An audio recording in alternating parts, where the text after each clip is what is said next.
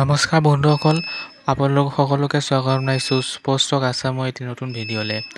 নামিবিয়াৰ বিৰুদ্ধে ইতিমধ্যে যি 5খন এদিনীয়া মেটছৰ বাবে অসমৰ দল ঘোষণা কৰা হৈছে আৰু বহুতে মোক সুধি আছে যে এই দলত কিয় নাই ৰিয়ান পৰাগ।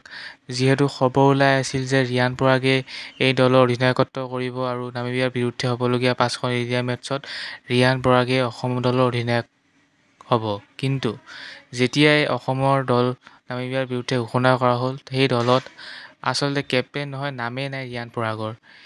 গতিকে সেই বিষয়ে আপোনালোকক আজি সবিশেষ জনাম, গতিকে ভিডিঅ'টো শেষলৈকে চাব। আচলতে ৰিয়ান পৰাগৰ কিয় নাই সেই বিষয়ে সঠিককৈ কোনো ধৰণৰ খবৰ পোৱা নাই, কিন্তু যিমান দূৰ আমি গম পাইছোঁ আমাৰ গোপন সূত্ৰৰ ফালৰ পৰা যে ৰিয়ান পৰাগে হয়তো আঘাত, তেখেতে যিহেতু ইঞ্জুৰি প্ৰব্লেম থাকে, গতিকে ৰিয়ান পৰাগৰ সেই ইঞ্জুৰি প্ৰব্লেমৰ কাৰণে তেখেতে চাগে এই দলত নাথাকিব পাৰে আৰু নহয় বা কিছুমান ব্যক্তিগত কাৰণ থাকে, তো সেই ব্যক্তিগত কাৰণবোৰৰ বাবেতো এই দলত নাই। গতিকে বৰ্তমানটো এইখিনিয়ে গম পোৱা গৈছে। যদি কিবা সঠিক খবৰ পাওঁ তেতিয়াহ'লে আপোনালোকক নিশ্চয় অৱগত কৰাম। গতিকে ভিডিঅ'টো চোৱাৰ বাবে ধন্যবাদ। লগ পাওঁ আকৌ। ধন্যবাদ। জয় অসম।